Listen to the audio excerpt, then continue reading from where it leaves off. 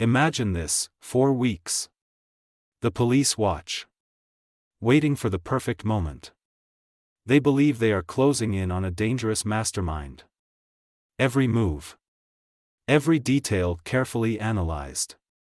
Finally, they set the trap executed with absolute precision. They think they've won.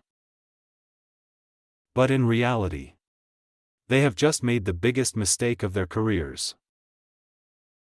As they interrogate her, waiting for a confession, the woman remains calm, too calm. There's something off about her. Something unsettling. Then, the truth finally breaks through. She isn't a criminal. She isn't even an ordinary citizen. She's a highly trained CIA agent, working on a classified mission. Now, the entire case is flipped upside down. The police are no longer in control. The courtroom becomes the stage for a shocking revelation, one that could destroy reputations, expose hidden agendas, and raise serious questions about how law enforcement operates in high-stakes situations. How did this happen? How did an elite intelligence officer get mistaken for a criminal? And when the truth finally came out, who was really in trouble, the woman? Or the police themselves? In this video, we'll uncover the full story, the trap, the arrest, the mind games inside the interrogation room, and the jaw-dropping courtroom moment that changed everything. Stay tuned, because what you're about to hear is stranger than fiction. In a quiet town where everyone knew each other, a woman appeared out of nowhere. No family. No close friends. No past anyone could trace. She went by the name Sarah Mitchell. But there was something about her that didn't quite add up. She kept a low profile, never drawing attention to herself. Yet, her actions seemed calculated, like she was always watching, listening, waiting. She moved frequently, paid in cash, and never stayed in one place for too long. Locals whispered about her, and soon, she became the town's greatest mystery. Then came the tip-off. A confidential informant whose credibility was questionable at best told the police that Sarah wasn't who she claimed to be. According to this source, she was involved in something big, something dangerous. The story was vague, but it was enough to put her on law enforcement's radar. Detectives started digging. But the more they searched, the less they found. No employment records. No known relatives.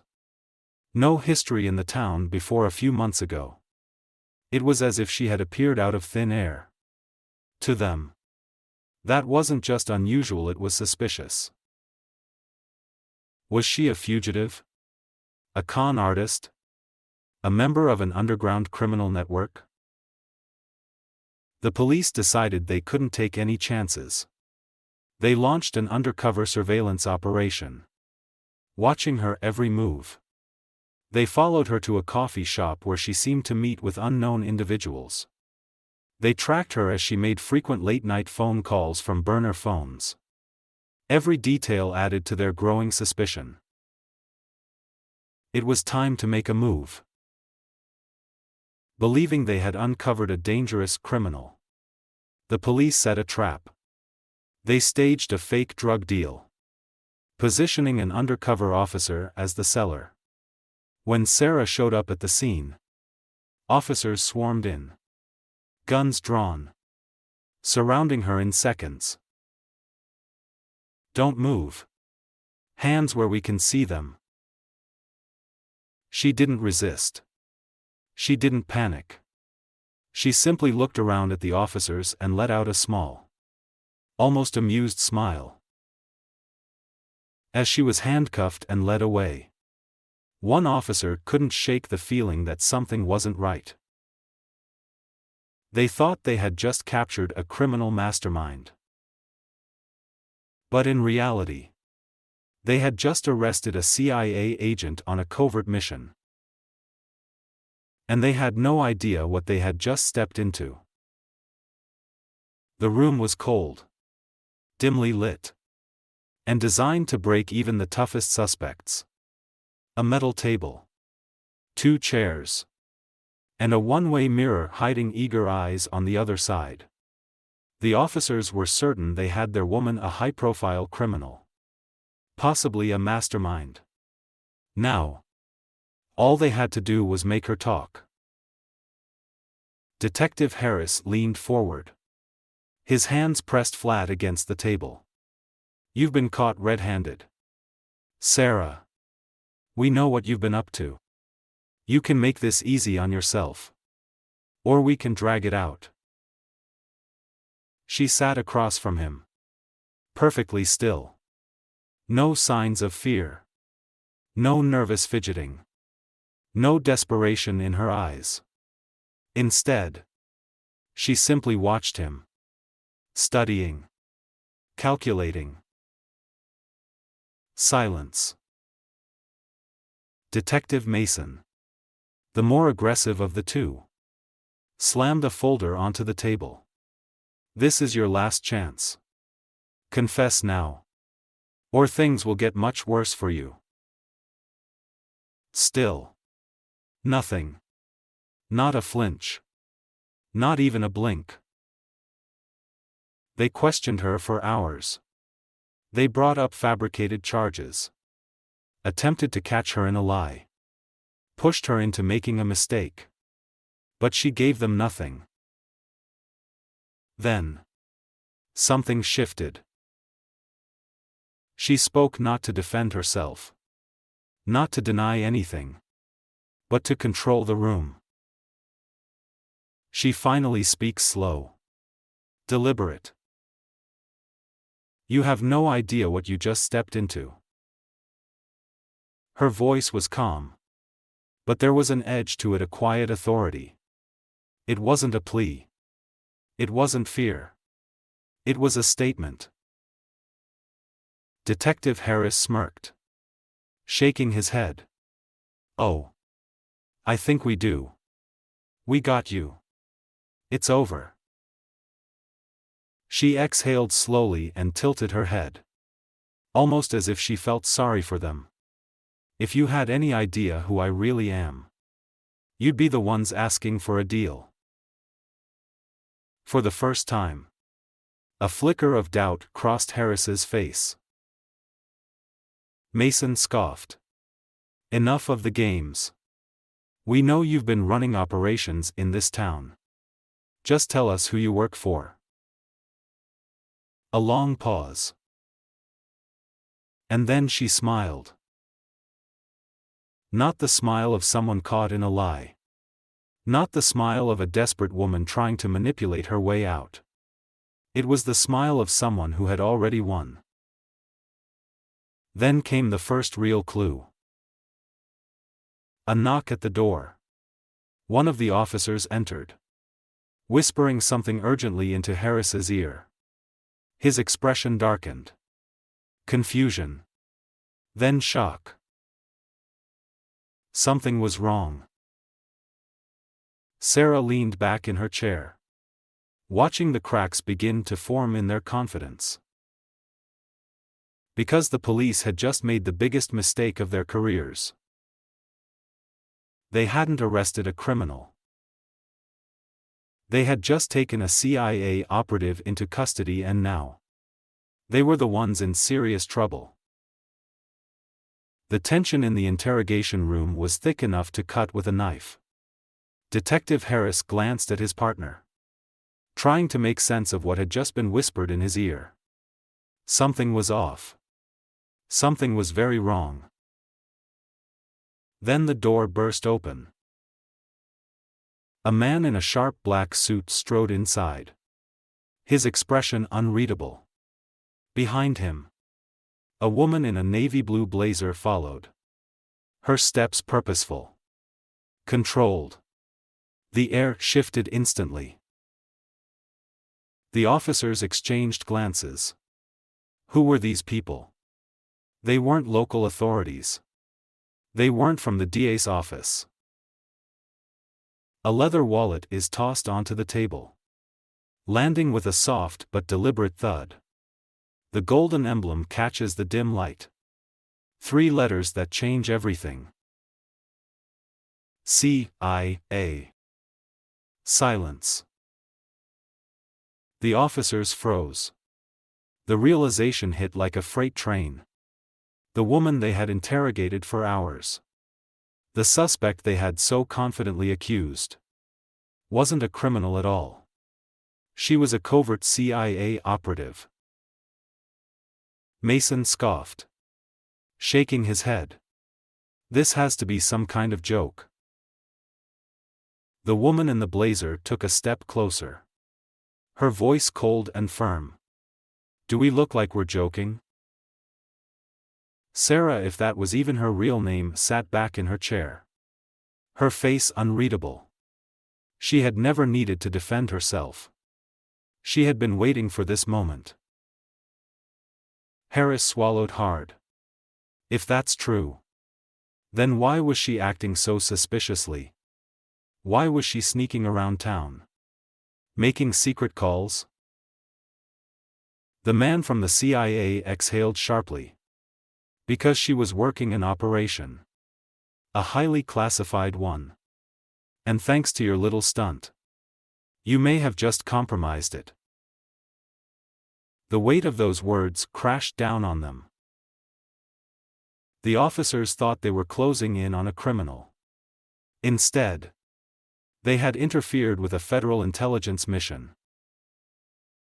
Mason ran a hand through his hair. We were acting on information we thought was solid. The woman in the blazer smirked. And where exactly did that information come from? A sinking feeling settled in the pit of Harris's stomach. The confidential informant. A source they barely verified.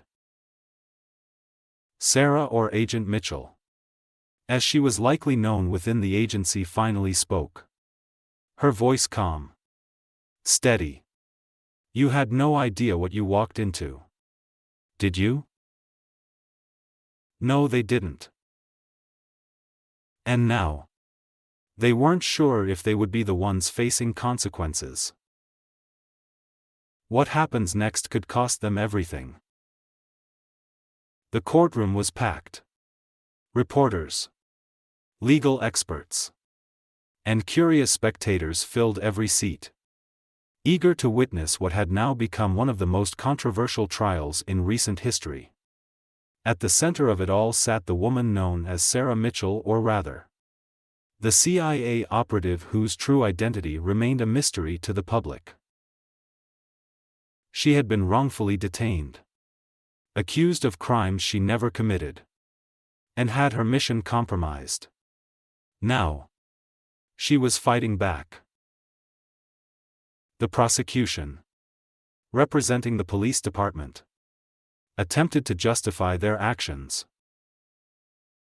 The officers acted on credible intelligence. Given the circumstances, their response was appropriate. But the defense, Sarah's legal team, backed by high-powered government attorneys, was relentless. Appropriate? They detained a federal agent. They interrogated her for hours, accused her of fabricated crimes, and nearly destroyed an intelligence mission that was far beyond their jurisdiction. What part of that is appropriate? Murmurs rippled through the courtroom. The stakes were rising. Then came the moment that changed everything. One of Sarah's lawyers approached the judge, holding a sealed folder. Your Honor, we request permission to present classified evidence that will prove beyond a doubt why our client was in that town, what she was doing, and just how dangerously close law enforcement came to derailing a critical federal operation. The judge hesitated. Classified evidence? This was no ordinary case. If approved, it could expose national security secrets. If denied, it could mean covering up a major injustice. The room held its breath. After a long pause, the judge granted permission. But under strict conditions. Only select individuals would be allowed to review the contents of the file.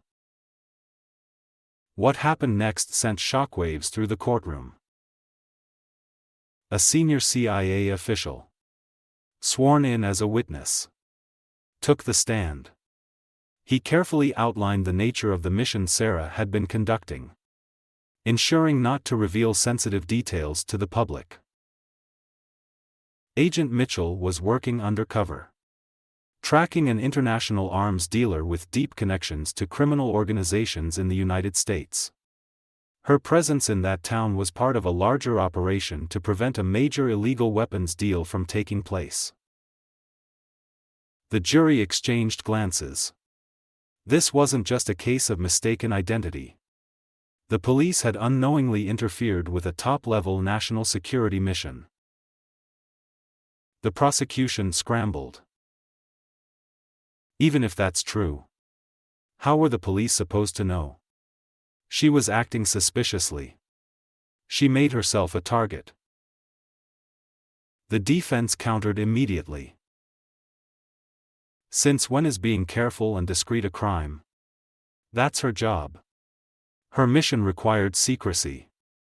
The only reason she became a target was because of sloppy police work based on an unreliable informant. At this, the courtroom erupted. Whispers and gasps filled the air. Reporters furiously took notes. The entire case was collapsing before everyone's eyes. The fallout was instant. The news cycle exploded with outrage. Newspaper, blunder of the decade, police arrest CIA agent. Newspaper, how law enforcement nearly compromised national security. Newspaper, intelligence disaster, what was the CIA hiding? Newspaper, secret agent wrongfully detained, who's to blame? The police department was in full damage control mode. Officials held press conferences, trying to justify their actions. Statements were released, claiming officers were simply following procedure, and that mistakes happen in high-pressure situations. But it wasn't enough. The damage was done. Trust had been broken. Meanwhile, Sarah sat silently in court, watching it all unfold. Her mission had been compromised. Her cover was blown. And yet, she never lost control. By the end of the trial, it was clear this wasn't just about clearing her name. This was about exposing a system that had nearly cost her everything. And the verdict?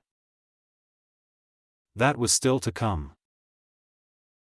But one thing was certain, the truth had finally been exposed. The courtroom was silent, the air thick with anticipation. The jury had reached a verdict. Sarah sat motionless, her expression unreadable. The woman who had once been handcuffed, interrogated, and treated like a criminal was now waiting for the world to decide her fate. The judge cleared his throat, his voice firm but controlled. After careful deliberation, this court finds the defendant not guilty.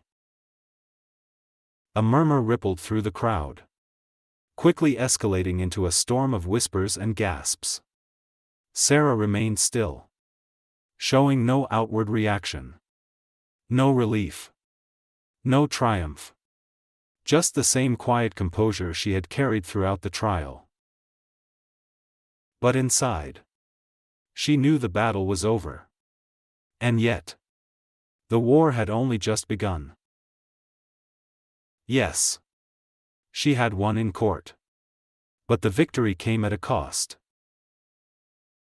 Her cover was blown. Her identity, once hidden in the shadows, had now been dragged into the light. The very secrecy that made her powerful had been shattered. The CIA wasted no time. Within minutes of the verdict, agents moved swiftly to contain the fallout.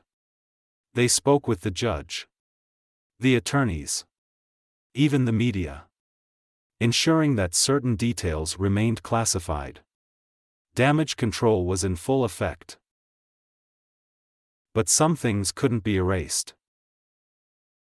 The public now knew that a CIA operative had been wrongfully arrested by local law enforcement. And while officials tried to spin the narrative, people weren't buying it. The police department, once so confident in their case, now faced severe backlash. Internal investigations were launched. Some officers were suspended. A few high-ranking officials were quietly removed from their positions. Yet none of it could undo what had already happened. As the courtroom emptied and reporters scrambled to broadcast their stories, Sarah slipped out a side door, escorted by men in black suits. No cameras. No final statements. No trace left behind.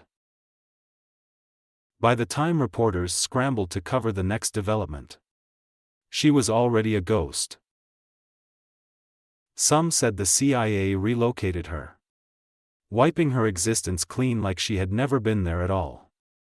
Others believed she had chosen exile, retreating into the shadows once more. No one knew for sure. All that remained was a lingering question, one that haunted the police, the press, and everyone who had witnessed the case unfold. Where did she go? And more importantly, would she ever return? The trial was over. The verdict had been delivered. But the fallout had only just begun. The case had exposed a critical flaw in law enforcement: the dangers of acting too quickly, relying on unreliable sources, and making assumptions without concrete evidence. The police had believed they were taking down a criminal mastermind. But in reality, they had nearly sabotaged a classified intelligence mission. It was a mistake that could have cost lives. The incident raised serious questions about accountability. How could something like this happen? Why wasn't there a system in place to prevent local law enforcement from interfering with federal operations? And most importantly, who, if anyone, would be held responsible? As soon as the trial ended, the media went into overdrive. News outlets dissected every moment. Legal analysts debated the implications. And social media exploded with theories. Some people sided with Sarah, furious that the police had detained an innocent agent and potentially jeopardized national security. Others questioned her mission itself: if she had been working undercover, then what exactly had she been investigating? And why was it so secret that even law enforcement had no clue about it? The question that echoed the loudest was, what was her real mission? Was she only tracking arms dealers? Or was there something deeper at play? Something the government didn't want the public to know? The trial had exposed one truth, but had it buried another? Some speculated that the CIA had used the court case as a cover-up. That they weren't just protecting Sarah's identity, but hiding something far more significant. Whispers of a larger operation began circulating, one that went beyond a small-town sting and into the realm of international espionage. But those answers would never come. Sarah was gone. The case was closed. And the truth? That remained locked away, classified. So, what really happened here? A police operation gone wrong? A CIA mission almost exposed? Or something even bigger, something we were never meant to know? This case may be closed. But the questions remain. How many times has something like this happened before? A mistake, a wrongful arrest, a hidden truth, but without the public ever finding out? How often do we hear about mistakes like this? And how many more never come to light? The real question isn't what happened. It's how many times it has happened before and how many times it will happen again. What do you think? Did the police act recklessly? Or were they just doing their job? Was Sarah's mission really about stopping an arms dealer? Or was there something much bigger at play? Let us know in the comments below. If you found this story fascinating, make sure to like this video, subscribe to the channel, and hit that notification bell so you never miss another incredible real-life story. This has been Real Life Stories, bringing you the most shocking, true stories from around the world. Stay curious, stay skeptical, and always remember the truth is often stranger than fiction. See you in the next one.